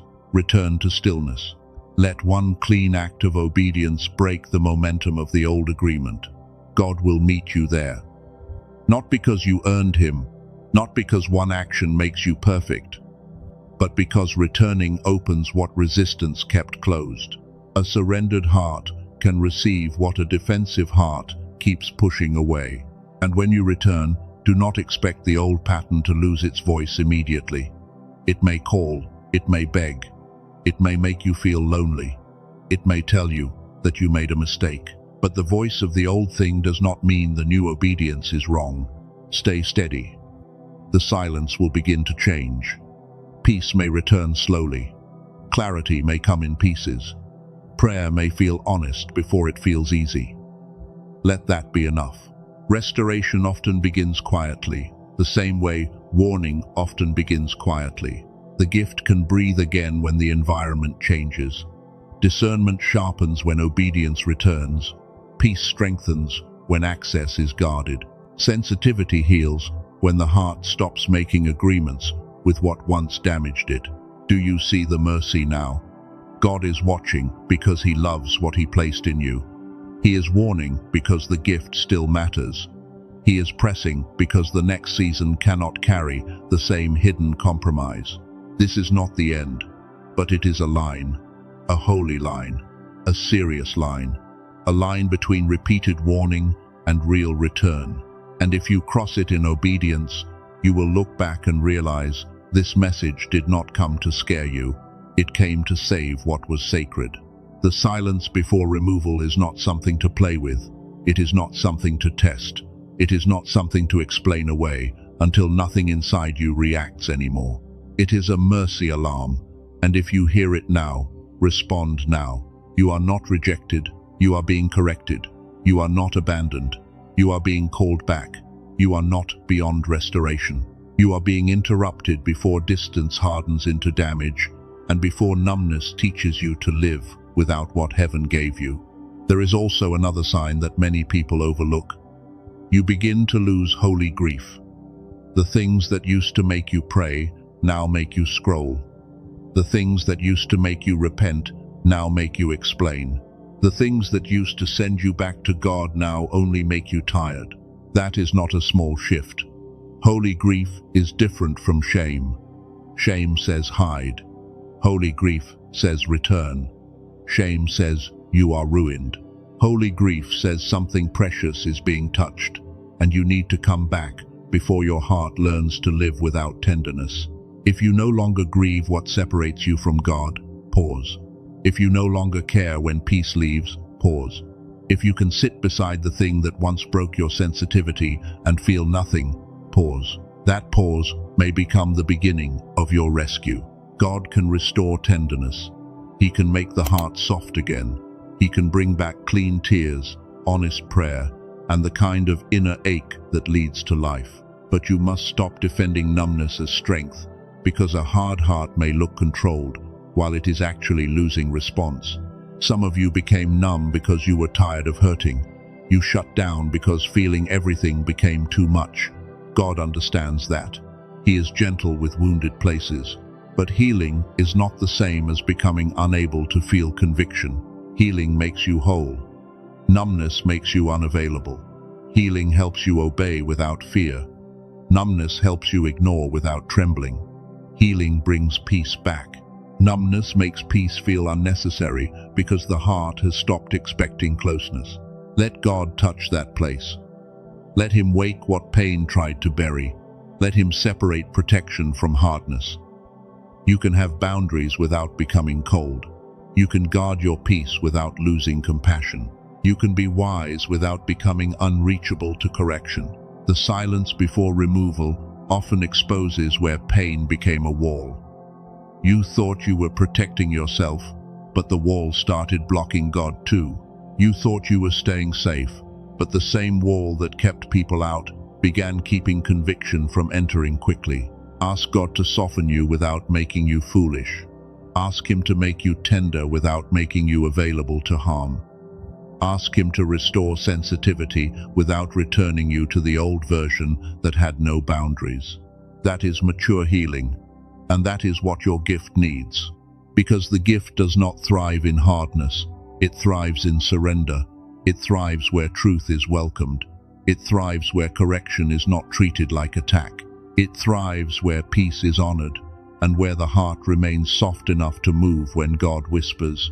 Now the next part must show you how to return, not in panic, not in performance, not with empty promises spoken in emotion. You need a real return, a clean return, a daily return, and a practical way to guard the gift from this moment forward. If conviction is still speaking, then the next step is not despair. The next step is surrender. The next step is obedience. The next step is learning how to come back into alignment before the gift becomes buried under what you refuse to release. Chosen one, this is the part where you come back. Not with panic, not with shame, not with a performance that tries to prove you are spiritual. You come back with honesty. You come back with surrender. You come back because correction is not rejection, and God would not be calling you if He had finished the story. You are not here to be crushed. You are here to be restored. The warning was strong because the gift is sacred. The silence was serious because your sensitivity matters. But now heaven is giving you a path back. And the first step is not pretending nothing happened. The first step is to stop defending what God already exposed. That means you stop explaining away the thing that keeps stealing peace. You stop protecting the pattern because it feels familiar. You stop using pain as an excuse to keep access to what God already named. This may be the hardest part. Defense can feel like survival. You defended it because you were afraid to lose it. You defended it because you did not want to admit how long it had been draining you. But what God exposes, He exposes to heal. Do not argue with the light. Let it show the crack. Let it show the hidden agreement. Let it show the door you kept unlocked. A chosen one cannot heal what they keep defending, and they cannot guard the gift while protecting the thing that keeps wounding it. Say it plainly. God, I see it now. I see the pattern. I see the delay. I see the old door. I see the place where my obedience kept leaking. You do not need perfect words for return. You need a heart that stops pretending. The second step is to repent without panic. Repentance is not self-hatred. Repentance is turning. It is the moment your feet agree with the truth your spirit already knew. It is not you crawling back as rejected. It is you coming home as corrected. Do not let shame lead this moment. Shame will tell you to hide. Shame will tell you that you waited too long. Shame will say you are no longer chosen, no longer useful, no longer clean enough to be touched by God. But shame is lying. If God is correcting you, He is still dealing with you. If conviction is alive, mercy is near. If your spirit is trembling, the door back is not closed. Repentance is the sound of a child returning before the damage spreads. Repent quickly. Do not dramatize it. Do not make it a show. Do not promise 1,000 things from emotion. Simply turn. Stop where you are. Tell the truth. Release the excuse. Let your yes become clean again. The third step is to return to silence. Not empty silence, holy silence. The kind where you stop feeding every voice long enough to hear what God has already been trying to show you. Some of you have been living in constant noise, and noise has made obedience feel far away. You need quiet now. You need to sit without scrolling. You need to pray without rushing. You need to stop asking everyone for an answer that God already placed in your spirit. Too many voices can turn clear correction into emotional fog. Silence will feel uncomfortable at first. That is normal. When you have lived in noise, quiet can feel like exposure. But stay there.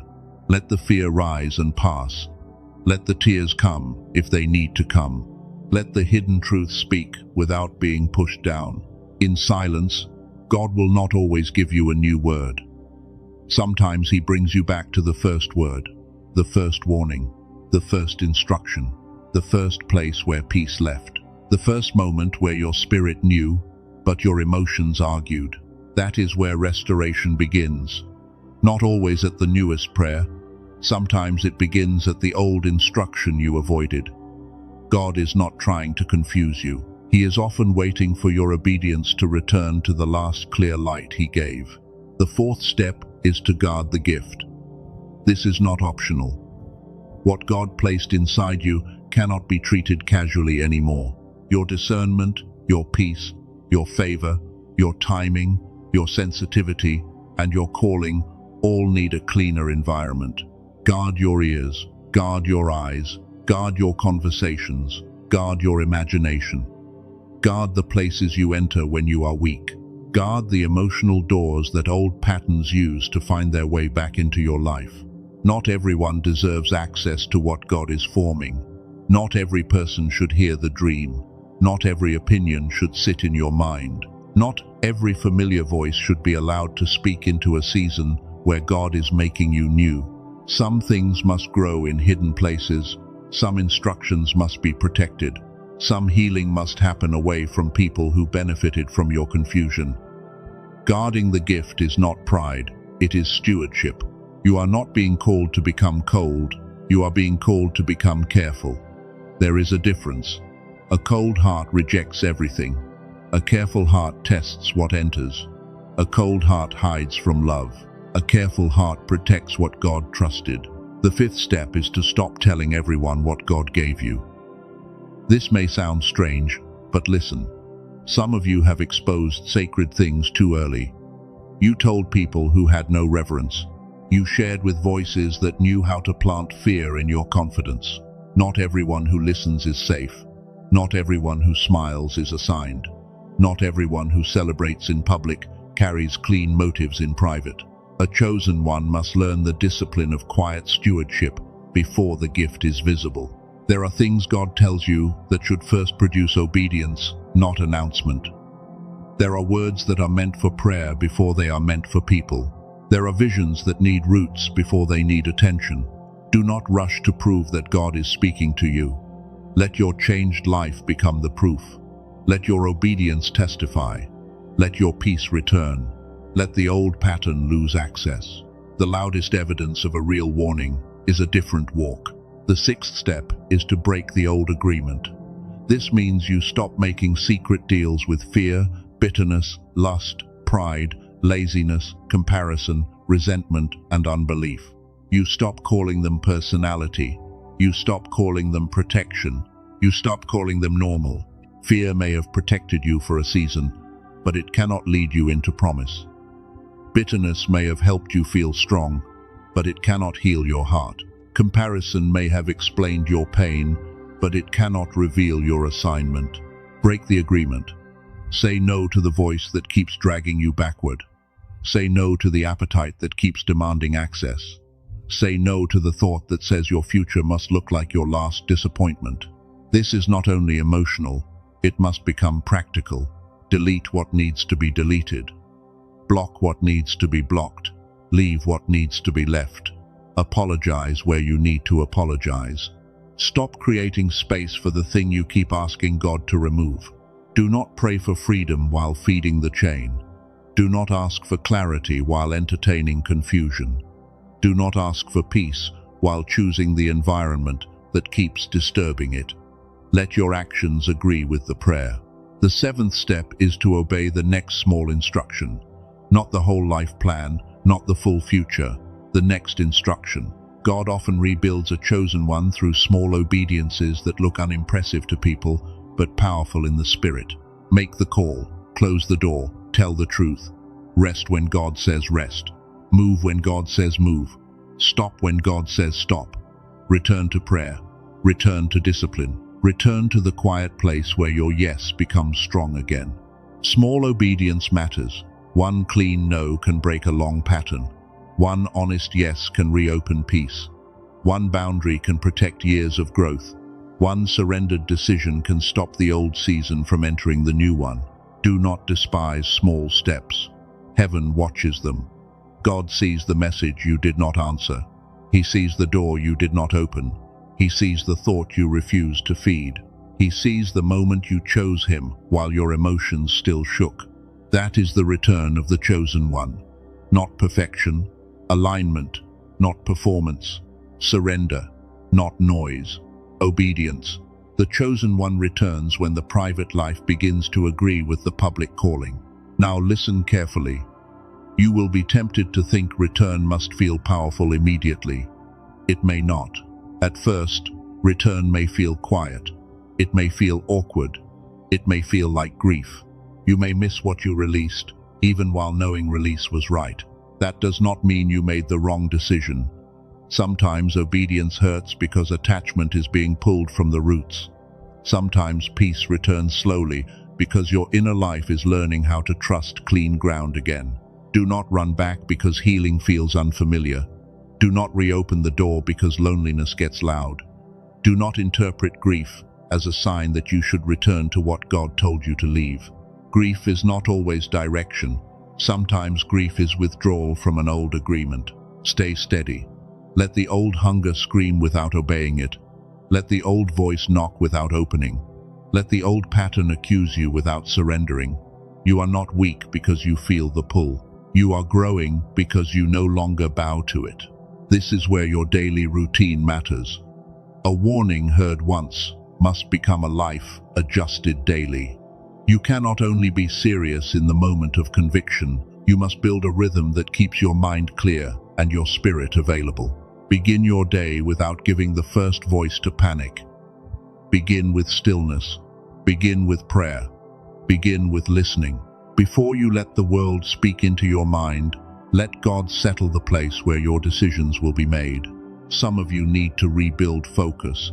Your thoughts have been scattered for too long. Your spirit has been trying to hear through fear, pressure, memories, and constant inner noise. You are not crazy. You are crowded. That is why your clarity must be protected like part of your calling, because it is. A chosen one with a noisy inner life can miss small warnings. A chosen one with a crowded mind can mistake delay for rejection and temptation for relief. If this message reached the part of you that knows you cannot keep living distracted, heavy, and spiritually numb, take this seriously today. I left the link below for The Genius Song, a simple daily audio designed to support focus, clarity, and a calmer state of mind. Use it as part of your return routine. Pray, sit still, listen. Let your mind stop running long enough for your spirit to recognize what God has been trying to show you. It is not magic. It is not a replacement for prayer. It is a tool. The link is below. Do not wait until the warning becomes a consequence. Do not wait until numbness feels normal. Begin creating a quiet space every day where your focus can return, your spirit can breathe, and obedience can become clearer. Chosen one, God is not asking you to buy your way back. He is not asking you to replace surrender with a resource. He is asking you to stop living scattered when the next instruction requires clarity. Use every clean support wisely, but give God your whole yes. Now return. Return to prayer. Return to truth. Return to stillness. Return to clean boundaries. Return to the place where peace matters more than attention, obedience matters more than comfort, and alignment matters more than being understood. You may lose access to some people. Let it happen.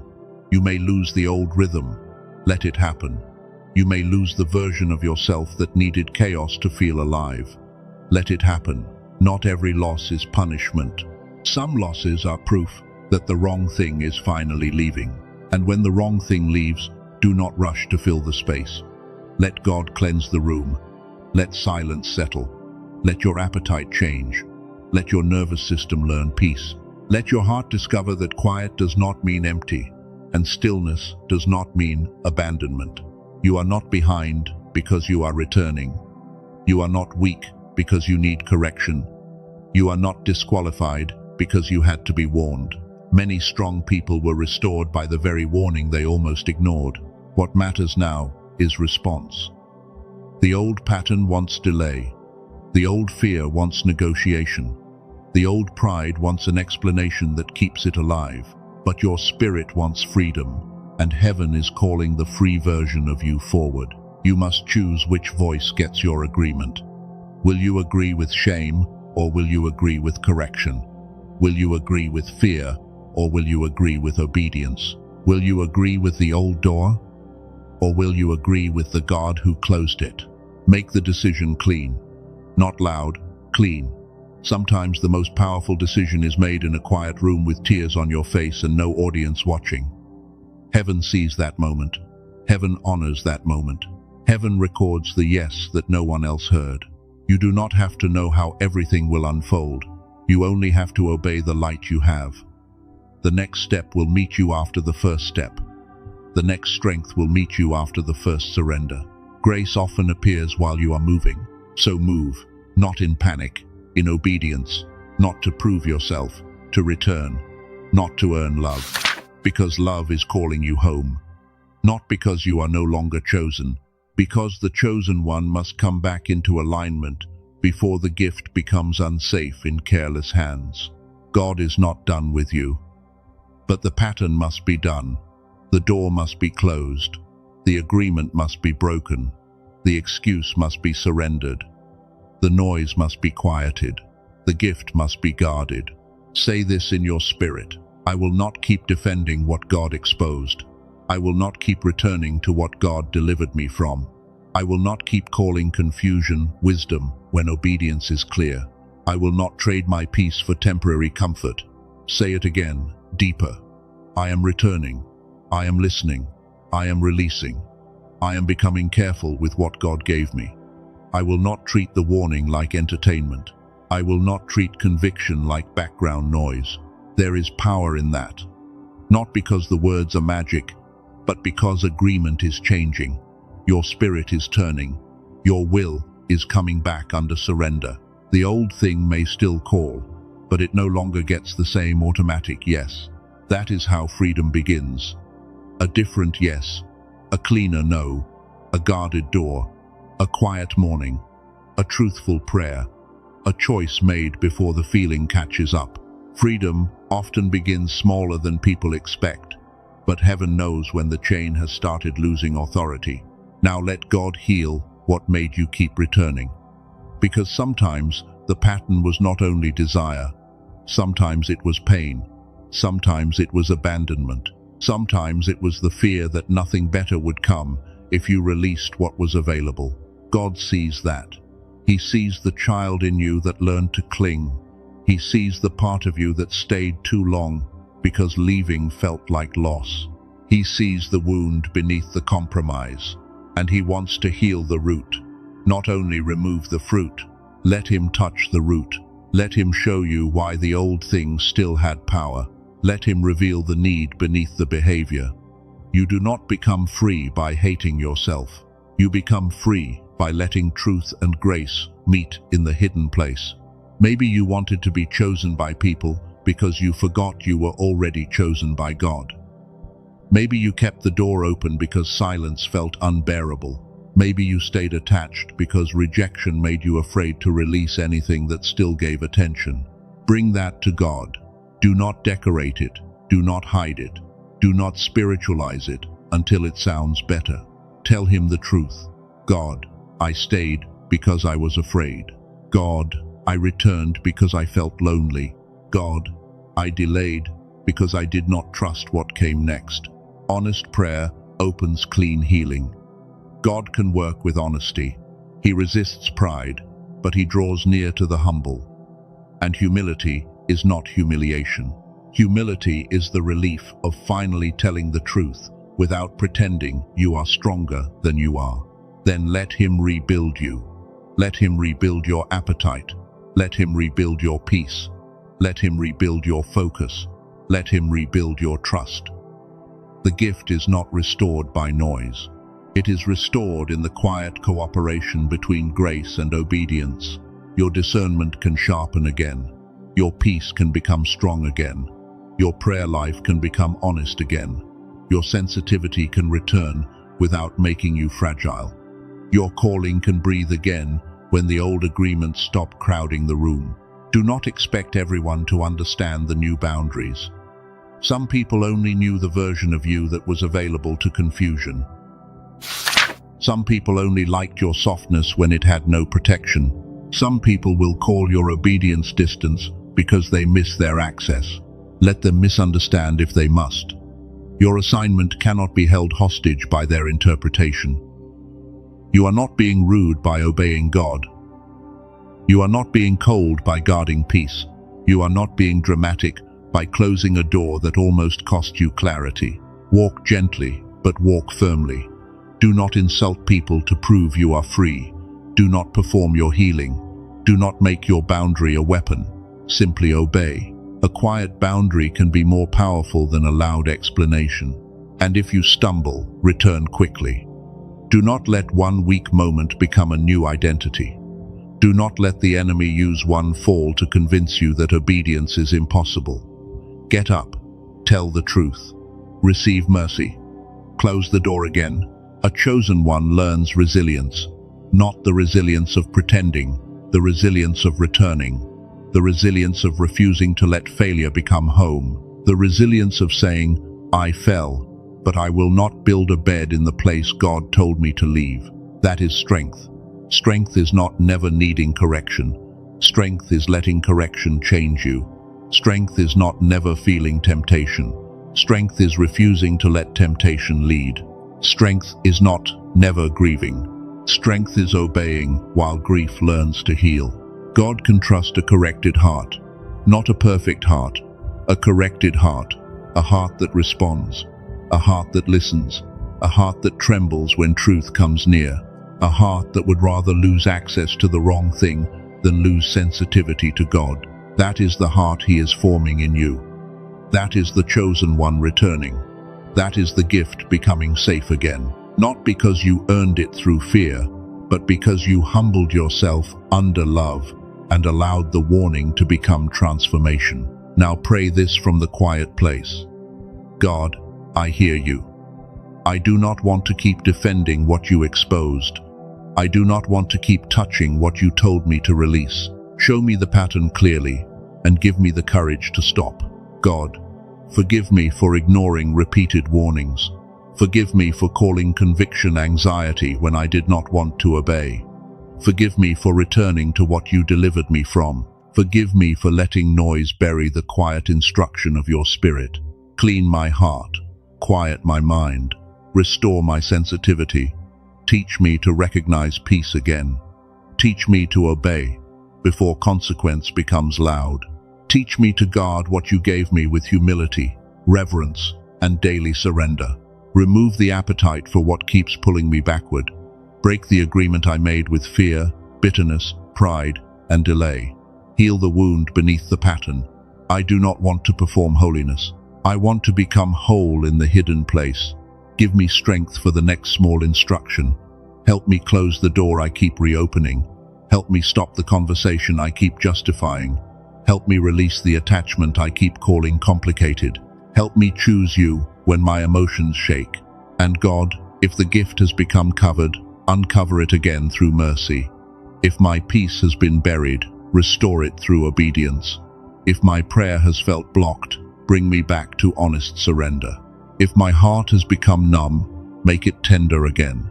I return, I come back. I choose alignment, I choose obedience, I choose the quiet place, I choose the gift you trusted me with. I will not treat what is sacred as ordinary anymore. Chosen one, let that prayer become a life. Do not only say it, live it. Let the next hour show it. Let tomorrow show it. Let your private choices show it. Let your silence show it. Let your boundaries show it. The warning came because God is watching. But now you understand why. He is not watching to destroy you. He is watching because he loves what he placed inside you. He is watching because the gift still matters. He is watching because your future still needs your obedience. You are not no longer chosen. You are a chosen one being called back from the edge. You are a chosen one being corrected before removal becomes visible. You are a chosen one being invited to guard what heaven trusted you to carry. So stop the thing. Release the pattern. Close the door. Return to stillness. Use the resource below if you need help rebuilding daily clarity. But remember that every tool must serve surrender, and every quiet moment must lead you back to obedience. Do not wait for the feeling to become easy. Do not wait for the old desire to disappear. Do not wait for people to approve. Move with the warning while it is still warm. Move while conviction is still touching you. Move before numbness teaches you to sleep. This is your return moment. This is the mercy inside the interruption. This is the place where what almost slipped away can still be guarded. God is watching, chosen one, not because he is waiting to remove you, but because he is calling you back before what he gave you slips from careless hands. Walk carefully now. Speak carefully now. Choose carefully now. Protect your peace now. Guard your gift now. Obey the next instruction now. The door back is open, but the pattern cannot come with you. You were not brought here to be told you are finished. You were brought here because heaven still believes you can return. And if you return with your whole heart, what was warned can become wisdom. What was exposed can become healing.